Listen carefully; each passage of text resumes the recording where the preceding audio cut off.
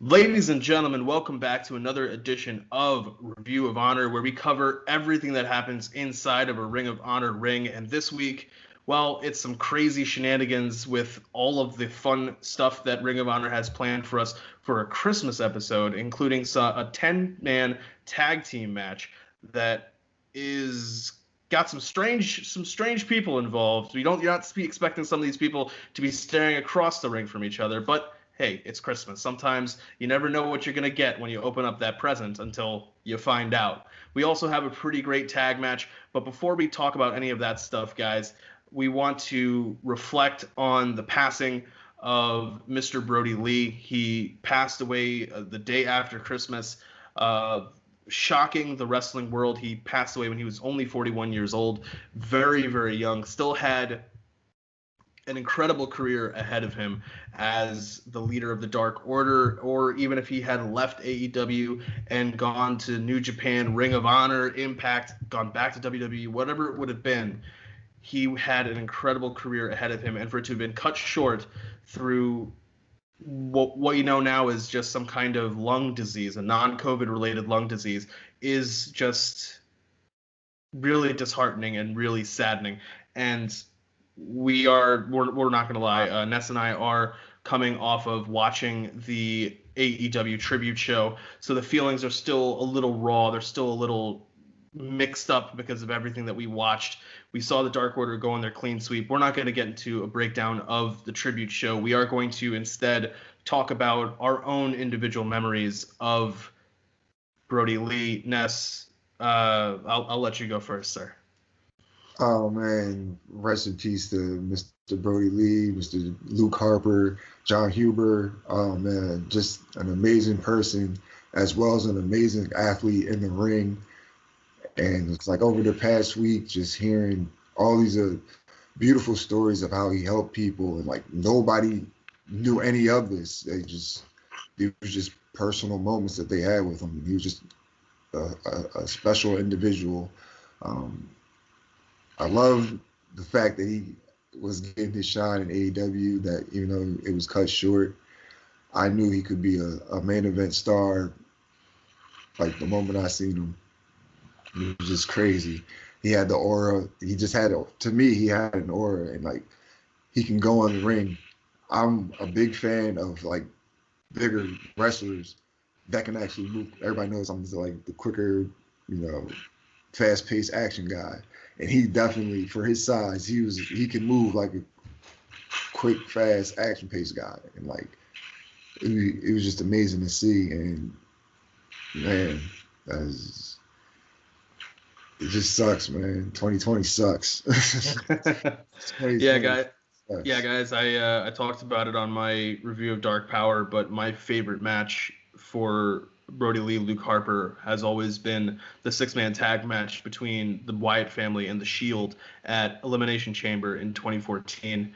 And that was the first match after I heard that he passed, that I put that on like immediately, went on the network and watched that match just because of the memories that we had of Luke Harper. He was always the kind of the crazier one almost in the Wyatt family. Like, yeah, Bray was crazy, but that guy who was just quiet, and the eyes, what he could do with just the way he could communicate with an audience just through his eyes alone, the feeling of this person is unstable, this person can hurt someone. And then you see it some years later, he's now conveying those same feelings of hurting people, but through the physical act of hitting them with papers. And that's, sometimes that's what it takes. But Brodie Lee has been this is how you know that what Brodie Lee impact was to the wrestling world. Xavier Woods retweeted information about the AEW tribute show. A WWE wrestler, knowing he's probably not supposed to do this, retweets information about a competitor's show. He was willing to risk that. Yeah, you could say like, Seth Rollins does his Instagram posts, Becky Lynch does her, Bray Wyatt, and so on and so forth. All these people do their Instagram posts, but that's not directly telling people go watch a competitor's product. And in this situation, Xavier Woods really didn't care because that's how much Brodie Lee meant to him. And you hear these stories and you hear the things that Brodie Lee had accomplished in his career that a lot of people didn't really know. A lot of people didn't necessarily know during his time in the Indies. If you watch the AEW tribute show, you heard a lot about what he did as he was coming up through the Indies, people that he had matches with, people that he mixed things up with. I, for one, didn't know really that he had ever really done anything with Eddie Kingston. But when Eddie Kingston came out, the emotion that was on Eddie Kingston's face made you think that Brodie Lee had been there like at the birth of his kid or something. Like it was incredible, and that's what he meant for the wrestling world. And I'm sure that there are people in Ring of Honor who feel that same way, because Brodie Lee did stop over in Ring of Honor for some time. And guys, we're going to move on from this moment. He will never be forgotten. He will always be remembered. But this is wrestling, and we need to continue to speak about what is actively happening. And that's why we're going to talk about now our 2 tag matches of the night. But right before we do that, guys, remember to hit that like button, share, comment, subscribe, all of that fun things. And let's get straight to it and talk about these 2 tag matches. We're going to kick things off immediately by talking about our tag match. We start off with a tag match that has Joe Keys and Dante Caballero and Eric Martin and Ken Dixon. These are 2 teams that, as we learn through the promo video, they are people who are in the Ring of Honor dojo. And if you are following anything about what they talk about during these videos, one thing we can say about the Ring of Honor dojo is that Jonathan Gresham, who is the head trainer, is taking a page or 2 out of the New Japan dojo, where all of the trainees or all of the people in the dojo, they have to wear black trunks like this. The ROH ones, they have like this little silver decal on it or whatever the case may be. But he is breaking things down similarly to how New Japan does it and how Katsuyori Shibata does it in the LA dojo here in the States. This was a really great promo video for this match, and the match itself I thought actually was pretty good. Like I wasn't expecting a huge hell of a lot from the match. I give it about 2.25 stars on our kind of on the grading scale that we've kind of established for Ring of Honor. But this match had some good moments in it. It had some nice back and forth, and the story that was being told about these teams are trying to make themselves known, trying to get that recognition, trying to show in this last episode of 2020 that they can rise above, and that 2021 will be when we continue to learn their name, we continue to see them grow. And there was some past history with some of the people involved in the match. But Ness, tell me your thoughts. What did you think about this? Well, from the promo video packages from the beginning, just from that alone, I was intrigued by Ken Dixon. I don't know, it's like his blue collar attitude. He's just like, yeah, I can fight. I get paid for it. Why not make money for it? Anywhere else, that's an assault charge. I said, well, shit, I like this guy right here. So, like I already was intrigued by his character. And then like just going on through the matches, these guys put on a hell of a match. I love the fact that they're doing it like the LA dojo. It's just they're breaking down their past characters. You got to start from the ground up all over again, and then it's all about your in-ring skill. So, and they just keep reiterating that they're doing it from the foundation, from the foundation, in the form of Jonathan Gresham. So like he's tapped in with Ring of Honor for real. So these guys are definitely going to be brought up in the proper way of professional wrestling. And then once they graduate the dojo, they get their characters and they just work their own personas. But I love that that's how they're building it up. And then it showed in this match. Dante Caballero and what's the other guy's name? Joe Keys. Joe Keys, yeah. Like they were already a tag team outside of the dojo, and like watching them on this episode, you see like why they won. They worked well together. They just seemed like they were way more in sync than Ken Dixon and Eric Martin. But overall, it was a good match. I give it 2.25 as well. Yeah. And before this match and then after this match, we see our team captains, who are the two Briscoe brothers. They are on opposite sides. They are opening presents to see who are going to be their partners for a 5-on-5, 10-man tag team Christmas match that ROH is kind of famous, I guess, for doing for Christmas, just to be something that they give to you, the viewer.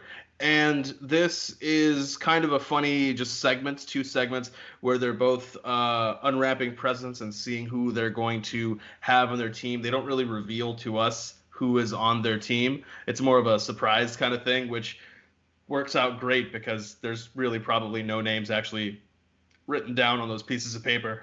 And if there were, Mark Briscoe would probably forget them, like, as he's looking at it, like, to look up and be like, oh, who is that? Oh, who's that? And just because that's just what Mark. A lot of shots to the head. A lot of shots to the head from Mark Briscoe over the years. But this is a match where he is probably going to take a few more. And his team is Dak Draper, Dalton Castle, Beer City Bruiser, Tracy Hot Sauce Williams, and Mark Briscoe, taking on the team of Jay Briscoe, PCO, Brawler Malonis, Flip Gordon, and John Walters. This was kind of interesting to me because they had like some funny moments here, because you have Jay Briscoe on one side, Mark Briscoe on the other side. You're like, okay, cool. But then instead of putting Mark's new tag team partner with him, they put him on Jay Briscoe's team.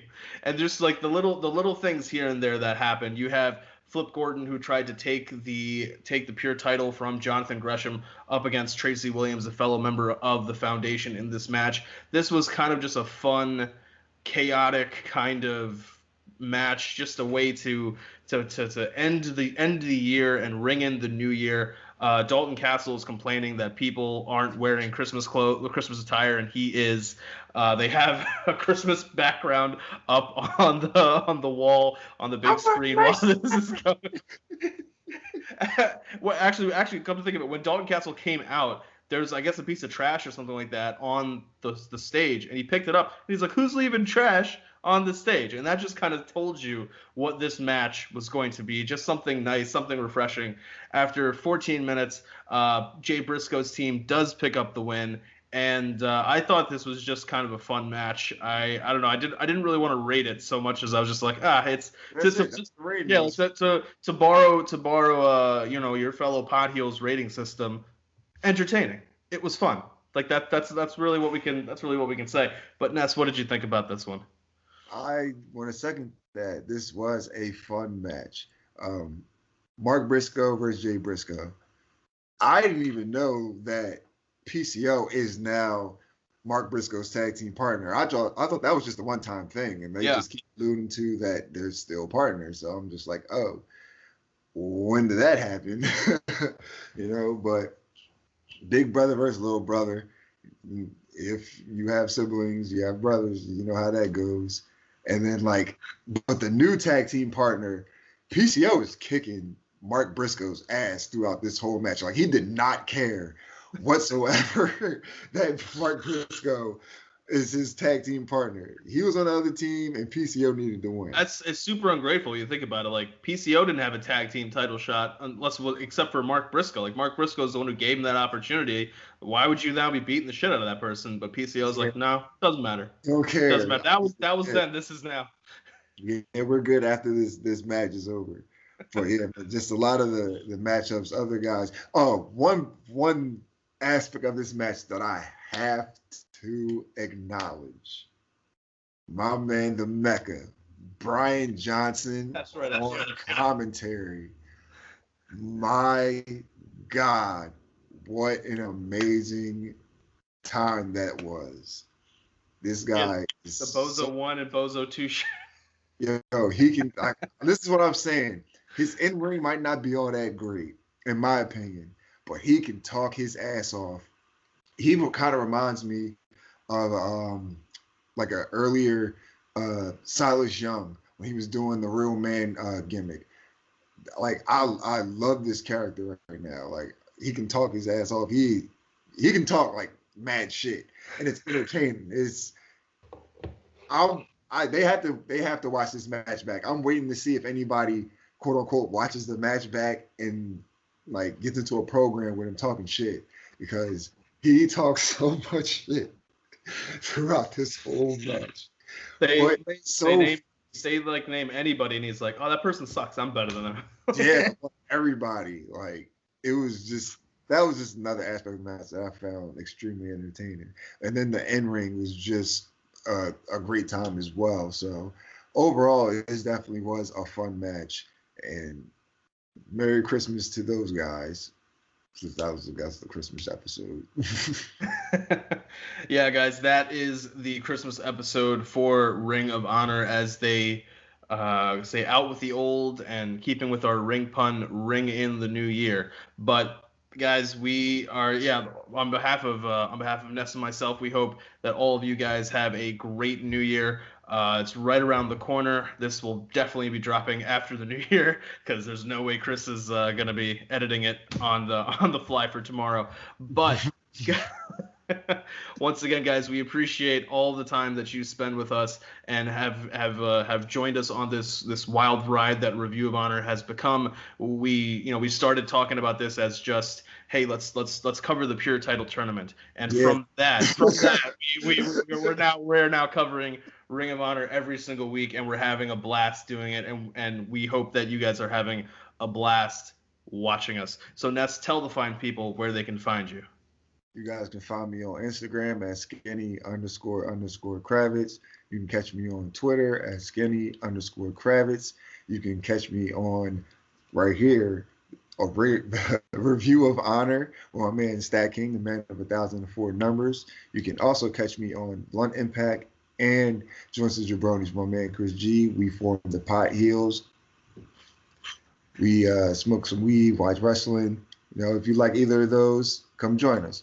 And I'm the Roundtable Rebel. I pop up on all the roundtables and on everybody's shows, because I was the 6th man, but now I'm like one of the 11 on the full. Oh yeah, absolutely. Yeah, so it's no more 6 man. I'm like I'm a starter now. You can't pull off a full court press without you. But guys, we gotta say, that reminded me of something. Crazy shout out, thank you to Roosh for retweeting our Final Battle review. That was really incredible, and definitely helped a lot of us gain some viewers. We hope that some of you are viewers that Roosh helped bring to the True Heel Heat channel. And you guys can catch me on our Facebook page, getting into arguments with people I should probably not be getting into. And you can catch me on Dark Power, where I talk about most of the wrestling that happens on Tuesdays with AEW Dark and NWA UWN. But until next time, guys, until the new year when we see you next, stay safe, take care of yourselves, take care of each other, and we'll catch you later. Peace. Happy New Year.